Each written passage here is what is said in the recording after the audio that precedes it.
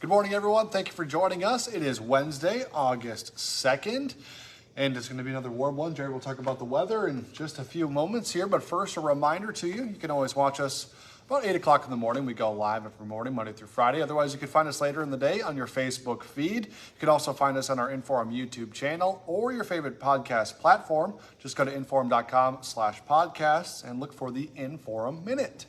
I hope that's not hot coffee in your vintage mug.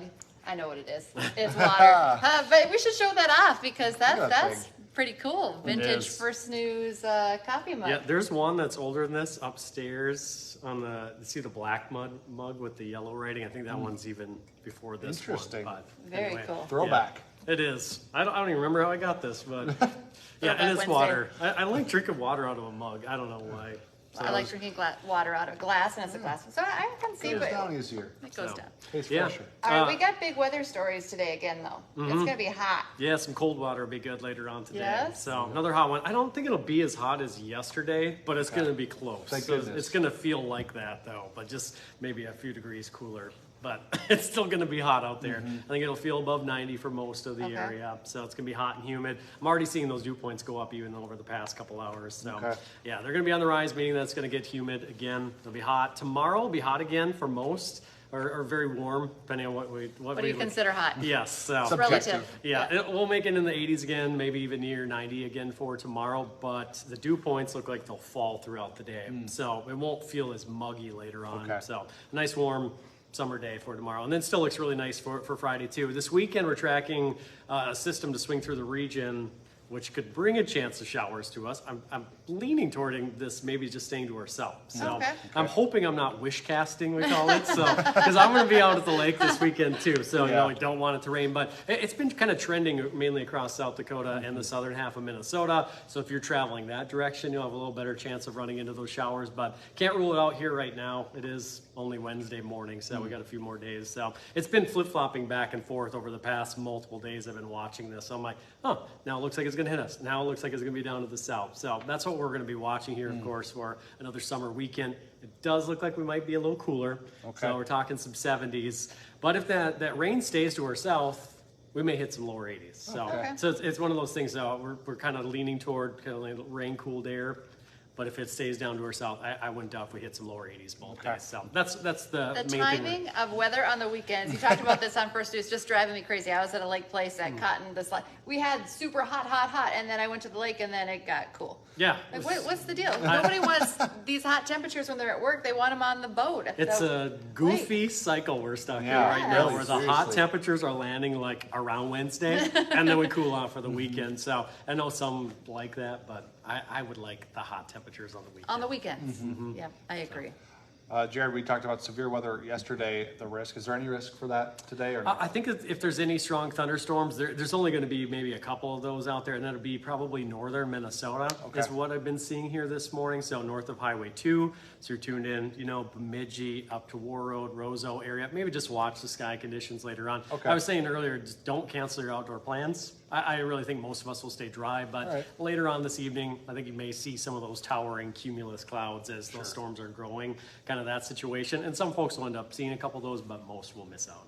Okay, well that's good news. All right, and have that Storm Tracker weather app with you, because that's really going to help you. It alerts you wherever you are when things start brewing. I know, like when lightning is spotted in West Fargo, I get the alert if I'm in West Fargo at the time. So if you don't have that yet, get that WDAY Storm Tracker app. And Jessie just did, there's some updates on it. She just did a Weather Wednesday.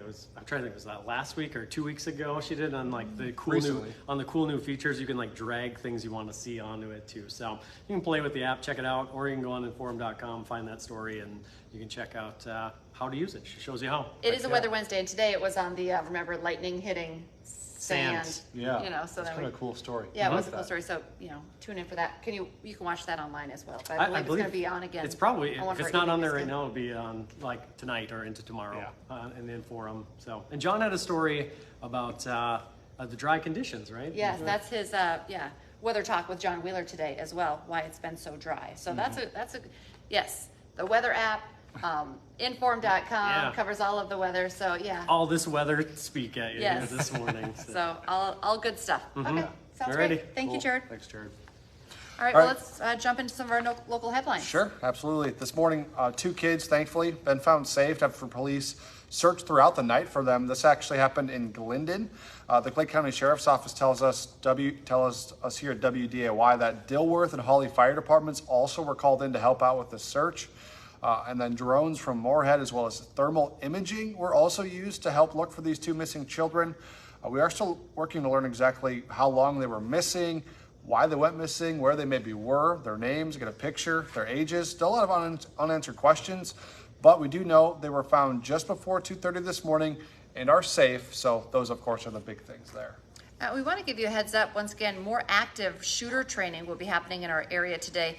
This morning, the Lake Region State College Peace Officer Academy will be doing some of that training at the Harwood Elementary School. So we want to tell you about this because if you're in the area at all, you might see law enforcement officers carrying guns in and out of the building. It can be kind of scary to see if you don't know what's going on. No live rounds will be used. That's going to start here in about an hour, 9 to 5. But we mentioned yesterday this happened, and again today at Probesfield Elementary in Moorhead, there's going to be similar training happening there. That started already here about 10 minutes ago. We'll go until 5 o'clock. You'll likely hear simulated gunfire while that training is going on. You might also see some road closures in and around that area of Probesfield Elementary as well in Moorhead. Right now, Horizon Middle School in Moorhead is mourning the loss of one of their students, a 13-year-old girl who drowned in a lake near Bemidji. Grief counseling is now being offered this week in Moorhead to help students and staff through, of course, a very tough time. She drowned Sunday at Lake Julia while visiting friends in the area. Tragic, sad story, of course. Grief support is being offered at Horizon both today and tomorrow from 8 to noon. So if you need help, please get help. A couple of road closures we want to give you a heads up about here in Fargo-Moorhead. 42nd Street South in Fargo will be closed to traffic between Main Avenue and 13th and a half Avenue South. During that closure, drivers will be detoured to 45th Street, which is already busy, so it's going to be very congested in that area. It's expected to last about a week. In Moorhead, also a heads up, 20th Street, another busy stretch, will be down to 2 lanes, so head-to-head traffic while that work is being completed between 14th and 16th Avenue South. That's expected to take about 2 weeks. All right, right now a local hospital is being celebrated for earning a 5-star rating by the Centers for Medicare and Medicaid Services.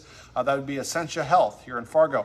They got the highest score possible, and just to kind of put that into perspective, only about 10% of all hospitals, more than 4,000 of them across the country, received such a score. Essentia Health St. Mary's in Duluth and then Essentia Health Duluth also received that 5-star rating. Today, the United Way will begin handing out backpacks full of school supplies for local students. It is August 2nd. I know my kids start here in 3 weeks in West Fargo, so it's back to school season for sure. This is the 25th year for this back to school drive with the United Way. Nearly 100,000 backpacks have been placed throughout the years in the hands of kids in need. Today, it's taking place at the Fargo Dome. Families in need are invited to pick up those backpacks from 4:30 to 6. Tomorrow's event will be the same times, and Friday from 11:30 to 1. And if you need a way to get to the Fargo Dome, public transportation is available. You can get more details at mapbus.com. Supplies won't run out, so you don't have to worry about arriving early. Just be sure you bring a form of ID for each child. This could be a social security card, school ID, or a report card. Be prepared to fill out registration, but we were live this morning from the Fargo Dome. Bethany was talking about this. Very easy form, very few details, so it'll take you less than 5 minutes. You can find more information at unitedwaycastclay.org. All right, from one big event to another, the 40th annual We Fest Country Music Festival kicks off tonight with a little pre-Morgan Wallen party, that's tomorrow night. But tonight, the festival, they're having a birthday bash to celebrate the 40th year milestone. Starts at 6 o'clock. You can make your way to Supass Ranch. It's just south of Detroit Lakes, of course. Live music, food vendors, drink specials. DJ B-Rock plays. It's going to be a kind of a special birthday playlist celebrating the last 40 years of artists who performed at We Fest, so that's kind of cool as well. Lots of country music hits. And then live music will follow the DJ at 8 o'clock, so lots of fun going on. You can get a ticket to that. It's separate from the We Fest tickets that you buy for the festival, so you can get that over at We Fest website. And then, of course, tomorrow night, all the big action starts. Main stage artists, Morgan Wallen kicks everything off. Who's this Morgan Wallen you speak Who's of? that? He's only been on the top 100 for 25 weeks straight, Big couple of kickoff years. to WDAY Fest. And hopefully, yeah. Barring all breaking news, Bethany will be live at Sioux Pass Ranch tomorrow morning on First News. So we're very excited. So be sure to wake up with us tomorrow morning, 5 to 7 for that as well. Another big story, the U.S. debt rating has been downgraded. It dropped from the highest AAA rating to a AA+. Fitch Ratings, who does the rating, said that it wasn't just prompted by the debt ceiling standoff. They say it's 20 years of what they call a steady deterioration in standards of governance on fiscal and debt matters. Treasury Secretary Janet Yellen criticized the downgrade, calling it arbitrary and based on old data. Yeah, there's going to be potential consequences from everything from mortgage rates that Americans pay on homes to contracts all across the world. So we'll continue to follow the fallout from this whole thing as it unfolds. Hot Mike with Dom Izzo coming up here at 9 o'clock, 9 to 11 on WDAY Extra and Inform.com. The Major League Baseball trade deadline has come and gone, and the Twins stood... They didn't do much. They didn't do really anything. Okay. Stood pat. Didn't really do much of anything. Okay. So we were kind of tracking that, and then there was nothing? Yeah, pretty much. I was like, and they... Because they should have, in my opinion, done something, because they are, slightly mediocre this year, still winning their division. So anytime you have a chance to win the division and make a playoff push, you should do something. But who knows? Upper management. But anyway, Dick Bramer is going to join Dom from St. Louis, where they're currently playing. Talk about the plans for the last 2 months of the Twins season. Like I said, they still have a good chance to win the division. So that's a good thing. Plus, NDSU gets a first commit out of the state of Montana.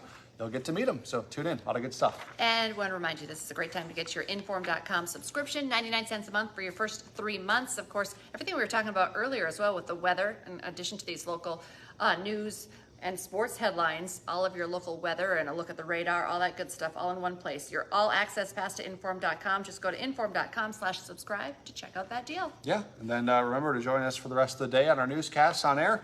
Next one's at 11 o'clock, then 4, 5, 6, 9, and 10. And we'll be back tomorrow morning with First News from 5 to 7. Join us then. Have a great day, everyone. Bye.